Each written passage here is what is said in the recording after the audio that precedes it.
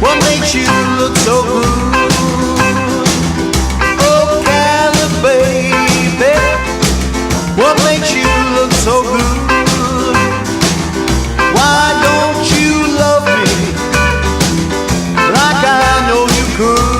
All right, 5 minutes after 10 o'clock. It's called Ocala Magazine, and the show's called Ocala Magazine Radio, and Kelli Hart is what we call her. And she went to Asheville. Yes.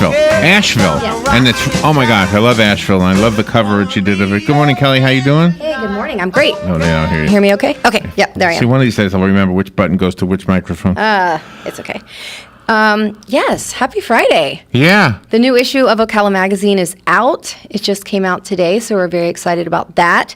And like you mentioned, we visited Asheville last month, and of course, there's a beautiful travel story inside. My And favorite picture is the one where you and Chris are on the couch and you've got your feet in the water or something. And yeah. So there's this really awesome because place. the looks on your faces is what makes that my favorite picture. Yeah, it was a very accurate description of how we both felt in that moment. Who took the picture if he was in the water? I mean, in the... We asked someone there to take our picture. Why don't you take our picture? Right, yeah, I know. He's always the one, like, behind the camera doing stuff for social media, so it was nice to pass it off. But it was a lot of fun. There's this weird, like every city kind of has its own thing, and when you go and visit, you notice these little quirks about other places. And almost every corner, it was just like a podiatrist or some type of Really? foot treatment spa or whatever. Really? Like, what is the deal with Asheville and their fascination with foot care? Yeah? But it's everywhere. And the place that and it actually was very nice because we made this 8-hour drive, and then the very first thing they had set up for us after we got out of a car and a long car ride was this place called Wake Foot Sanctuary, which sounds pretty fancy. Is and it it actually because it's the foothills? Is that why? I have no idea. I'm like, What is in these this? people, granted, there's a lot of hippies there, so maybe they do a lot of barefoot drum circles. I don't know. I really don't know. Drum circles. So why did you go to Asheville? Just because you wanted to go? Well, one of the perks of being at Ocala Magazine is because of, when we win awards, like state awards like we have every year and like we did in 2016, they noticed that. And so they reached out and they said, we would love for your magazine to write a story about Asheville. Asheville in that whole area is sort of like a sister area to our area. I like the Martones, they live there. I know. Jim George has something to do with that place up there. I could not believe, as we were there and sharing things on social media, how many people were commenting that they live there now, that are from Ocala, or that have moved here, or they have a home there. I was like, wow, there's really a really big connection. And it was my first time there, and I was absolutely in awe of Asheville. I could go back and make it a tradition to go back. It's gorgeous. And the fact that they love the arts and they encourage arts, last year we had a few art installments placed around town, and that was like a big production to find the people, the right people. And, sadly, most of those artists were not even local artists. Not that the art isn't beautiful, and I love it, and I think it's amazing to build those partnerships. But I didn't realize they weren't local. Yeah, no, they weren't. They're not local. Only one was local, and so which kind of confused me at the beginning. But I'm sure there's more to it than I know, so I don't want to speak out of turn on that. But Asheville has just encouraged so much street art where we see what we call graffiti and people frown upon it. They see it as an art form. They're very selective, of course, about what they put on display. Is Asheville a college town? I can't remember. No, it's not a college town like you would think, like Tallahassee or Gainesville per se, although the median age, when I asked what the age was, it ranged anywhere from 25 to 45. Okay. And then there's a gap, and then there's some, older, little bit of older population there, but it's seemingly a very young town, but it was just, I don't know. I think it's the first time I've ever gone somewhere and I thought I could seriously live here. I could leave Ocala to live here. Not that I will, because I never will. But there was something about it that was very welcoming. The same type of hospitality that we're used to in Ocala was, I felt that there. And I think the one thing that they had that I've always felt like was missing in Ocala is the arts. The art scene, right? The art scene, the actual visual, being able to drive through downtown, drive through the streets and see art. We have a beautiful museum that you can go inside to see art, and we have a lot of local restaurants that display local art, and we have, Marian Cultural Alliance and all these wonderful things that are obviously very supportive of the arts and a lot of advocates.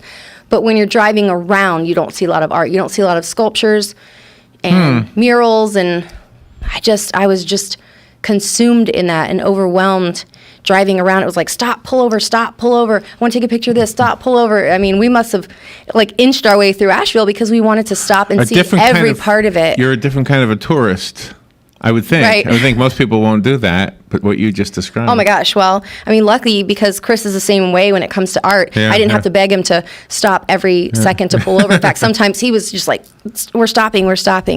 So he gets it. And it was just really amazing. So of course we came back with all these great ideas about what we could do in Ocala. Of course, we're only 2 people, but I think that 2 people with the magazine. Well, 2 people with an outlet for sure. But I think when people leave Ocala to go and visit other places, it's very important. I think staying in Ocala and living and spending your money here on a daily basis is very important. But I also think leaving and visiting other places is very important. So I want to veer a little bit from what you're talking about and focus on the statues, because the cover of the magazine features a statue. Yes. And I've often had a thought about statues. Can I just talk? Sure. I just want to hear what you have to say about this. A lot of, and I think Ocala is this way. The statues that you do see here are of people who have made a difference, people who have for one reason or another, we want to commemorate forever. And that's awesome, right?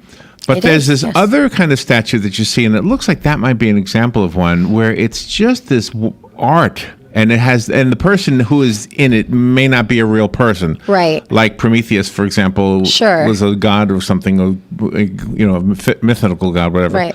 And so those kinds of statues, that kind of 3D artwork, I guess you call statues, right? Yeah. That does not exist here. We have a few statues of people, like Johnny Reb at the top of that statue from the Confederate soldier. Right. Right. Yeah, I mean, I think that we have if you really think about it, there's not a lot. No, there's not a lot. We have a lot of plaques. We seem to have a lot of engraved plaques on things like, boop, this was donated by, and beep, this was named after. And I mean, those are great. Yeah, and you go to the villages, for example, and the statue of the guy who started the villages is in that fountain. Sure. But and I don't even know how they do them. I mean, is somebody actually sculpting those things, or do they? From what I understand, when I visited the Capitol building in Washington, D.C., they make a cast first, and of course, and then they use the cast iron or bronze or whatever. From clay or something. Something like that. So they're not chiseling granite like... No, I don't think so. I mean, maybe. Do you think Ocala would handle a David statue? A big, gigantic statue?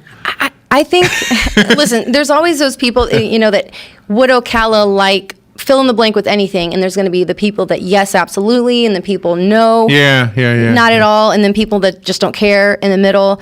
But I don't recall people asking me when they build buildings or subdivisions or parking lots what I think about those things.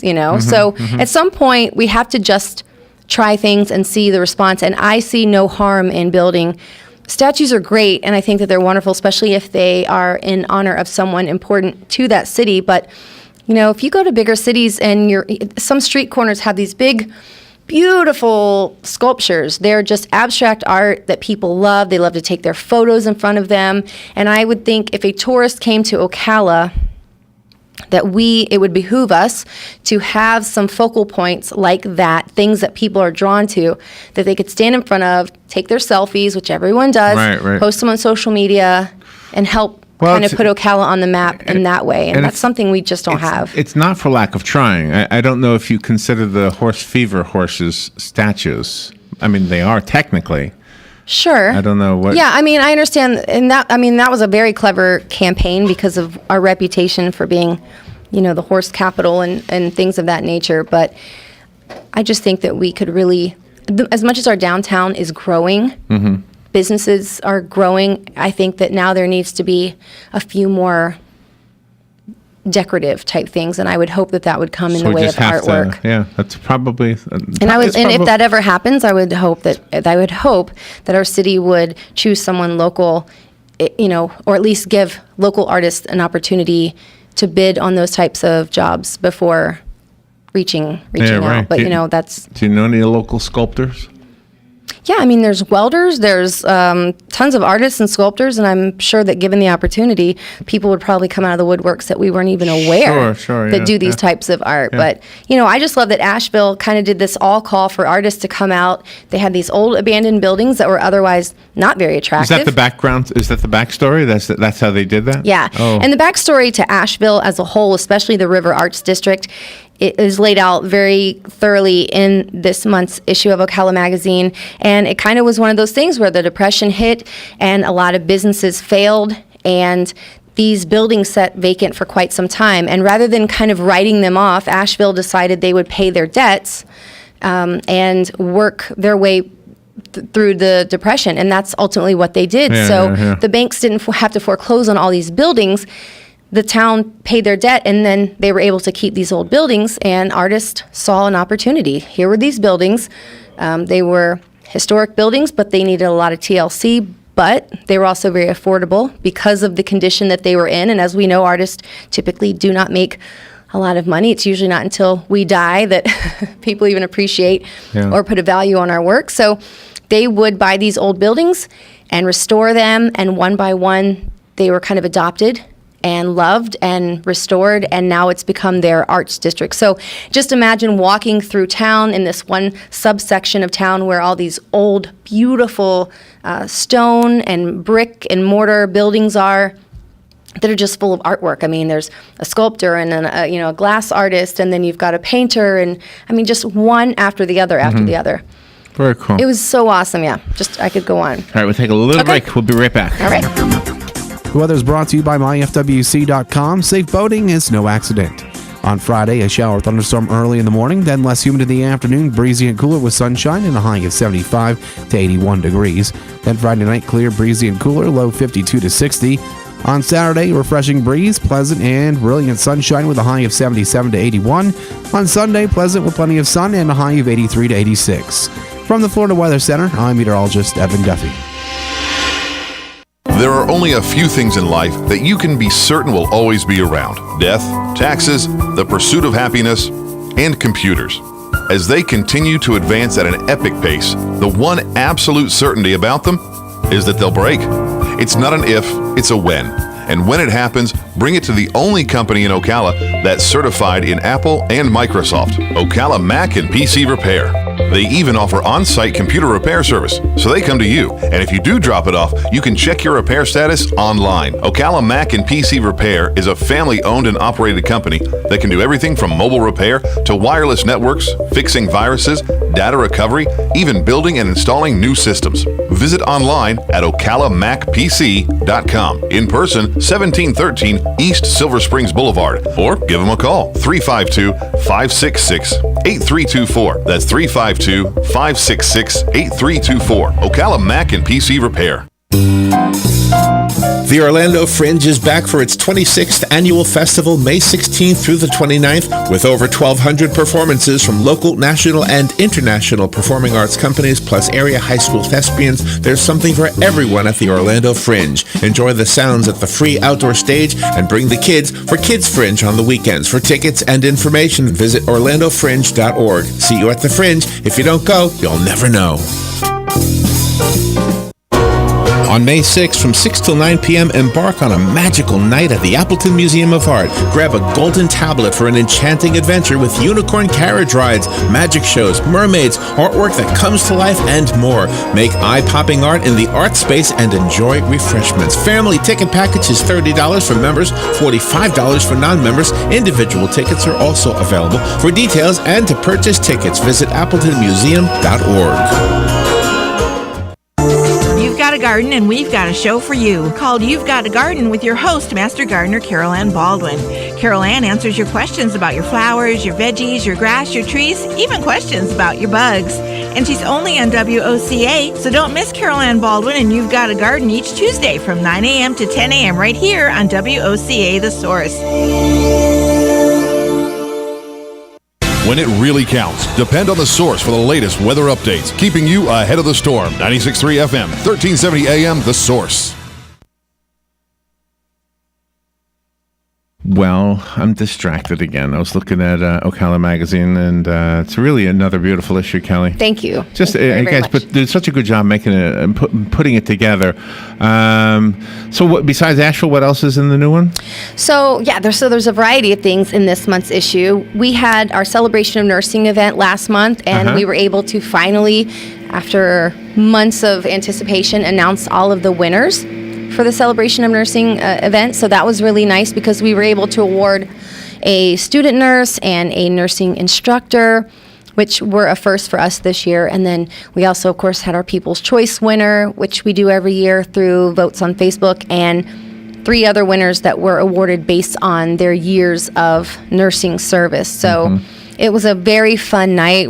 It was Mardi Gras themed. So we had a Zydeco band, and we had jazz singers and a Blues Brothers, tribute band, and food and prizes and all these fun things. But then we got a little serious when it came time for the awards. It was very nice because, first of all, it's very nice to see how supportive nurses are of one another, regardless of what facility they work at. Yes. Which, that's a business, so of course they're competing. But the nurses, I think, have such a commonality in what they do that they were very supportive of one another, regardless of what facility. It's got to be humbling Was when awarded. you're constantly around people who need help in one way or another. Yeah. Right. And so we got real serious, and I was able to get up and award the nurses and read off different things that were written about them by the people that nominated them. Nice. And some of the stories were just really touching. But I mean, that's just the way it is every single year. My mom deserves to be a nurse because she's exhausted all of her savings, and she's a single mom, and yet she still comes home and puts dinner on the table, and you think about, that is tough. That is not easy. Yeah, and so sure. there's so many different scenarios, and of course a few tears were shed because it's very touching, and it was just an all-around amazing event. And we've already started to plan next year's event, which will happen again in April. And this year it is a Viva Las Vegas theme, so that will be a lot of fun. that's gonna be fun. Oh yeah. So how did the lip sync thing go? So the lip sync thing was awesome. I saw some photos from it. Did you get to see our video? The full length, No. video of. Okay, so you'll have to go. I posted it on my page. I think it was maybe the day after, maybe that Saturday or Sunday, when I finally found a good, clear version of the entire thing. So it was a lot of fun. We put a lot of work into it. And I was told prior, here's what you're going to be judged on. And it was choreography, and it was creativity, and it was lip sync ability. And there was a variety of factors. And so, me, when I am involved in something, I'm like, okay, well, if this is what we're judged on, then I take those things very, very serious. Sure. Although I really think that it just boiled down to an applause factor at the end, because it was kind of like, okay, everybody did great. Do you want her to win, or him? And so there was applause, and more applause for Dr. Jim, because he had the most people turn out, having a college behind him, which, lucky dog, he did have a huge crowd that came out for him. But I think all in all, it really just, I think, boils down to applause. But what I do know is after the event, we had so many people just that were really proud of the work that we put into it and really enjoyed our performance. And I think overall that was our main goal. Was we may not win, but we're going to make people very happy that they came, and we're going to make the $20 they spent well worth it. And I mean, I don't want to ultimately brag on ourselves, but it was a pretty awesome performance. That's what it's about. We had 3 songs in one, so we kind of did like a mashup, and we had a costume change. What were your songs? So we started out as Sia. Oh, I love Sia. And which Sia song? It was Chandelier. Okay. So, I was there, and I had this big, long, white skirt on, and all my dancers were under it. Oh, did you so do at one time, the skirt comes off. The hair in front of your face? Did you do? Yeah. The whole thing. I took this very serious. Spent a lot of time and effort on it. And so the whole thing, the skirt comes off, the dancers twirl out from under my skirt. They do a whole theatrical performance, and then lights go out, and we had a DJ come out and add extra lights that the Riley didn't have to be able to program for what we needed to do, and we had a voiceover thing happen in the dark, and then when it came back up, I was Britney Spears, wig, that whole thing. So and then I did that performance, and then the lights kind of went down again, and then Missy Elliott came on, and it was a real upbeat song, and nice. My dancers had an opportunity to really kind of get involved in that, and so it was a lot of fun. Oh my gosh. It was a whole lot of fun. It is hard. Fundraisers are hard because you really put your heart into it, and you really want to win because there's you understand that bottom line is all that's important, but there's a competitive element too, right? Yeah. Anything I do. I mean, I don't care if it's like rock, paper, scissors. I want to strategize and I want to win. But it was a lot of fun, and of course, one of the most fun things was, trash talking everybody leading up to. But you don't need to do that now that it's done. No, thank God, I can be nice. You can be nice. And you have a phone call. Good morning. You're on the air. Okay, great. Hey, good morning, Larry. Good morning, Kelly. Love your magazine. Oh, thank you so much. To address the art issue, I mean, I'm glad you got to go to the River District, too. There's Tom Bones Barbecue, and I like going down there to eat. Yes. But, yeah. Mel Florentino did that great mural on the back of the old Clardy Oil building on the S-curve. Mm-hmm. We have the mural on the water treatment plant. Yes. The mural that was next to the Bank of America drive-in downtown was painted over. Nothing's replaced it. We're spending $480,000+ to put brick on a street between Broadway and Fort King, which may be a worthwhile expenditure. Mm-hmm. There was even talk at one time of leasing a streetcar from the little railroad that goes through town, and on Saturdays and Sundays use that to move people from Citizen Circle out to the old railway station, which is going to be an art district. That would be amazing. I think wouldn't it be amazing people to come to Ocala just to ride an old streetcar? Oh, yeah. How many blocks, But I think you're on the right path, and there are some phenomenal artists in Ocala, which you're probably going to see downtown tonight. This is the last First Friday Art Walk of the season. Yes. But I'm glad you bring these things up. And another recent event that just happened south of them, a 3-day event in Lake County, Florida, that brought in almost $50 million to Lake County. 3-day event. Wow. And, that was Leesburg Bike Fest. Yeah, the Bike Fest. Yeah. Amazing. So, the events are available. And, if we have a source of getting the information out, like it'll come around. Be patient. But y'all are doing good work. Thank you, Kelly. Thank you, Larry. Thank you. Talk to y'all later. Thank you so much. I have no doubt. I mean, that's one thing that I will say about Ocala, and the reason I love it. I mean, I'm from here, and I have no plans to go anywhere because I have seen it evolve, and I have all the faith in the world that the right people in the right seats will continue that progression for the good of Ocala. I love seeing it grow, and he's right. There's a lot of things happening, and so I'm not at all discouraged about what's happening. When you go to other cities and you see things that you're thinking, wow, maybe that's one little nugget of something amazing that Ocala's missing. And I mean, all you can do is bring it up in hopes that the right people hear it and they will at least consider it or try to figure out some plan. I mean, there's people in town that would give their time and energy and donate the time for, to do murals and to do things. I have no doubt if, the people in the right seats would make it readily available. But there's a lot of red tape. I know Chris and I have, contacted people at the city because when we got back from D.C., Lily and I, we really thought about bringing the Wings project to Ocala and doing something like that with the big wings on a building because people love to take their picture in front of those wings. Yes, that is it's a cool really idea. amazing, and I mean it's all over social media, and it would kind of put us in the pool of people internationally that look for these wings. And there's just so many stipulations that we weren't even aware of for something that seems relatively simple. But we just encourage people to travel and bring back their ideas, and all you can do is maybe attend a city hall meeting and bring them up. But no doubt we're headed in the right direction. And so I encourage everybody to pick up this month's issue of Ocala Magazine. There's phenomenal editorial and photography and content, and like us on Facebook because it will all be shared there as well. Very good. Yes, and we will be at the First Friday Art Walk tonight. Yes, absolutely. Thank you, Kelli. All right, thank you, Larry. We'll be right back. What makes you look so good?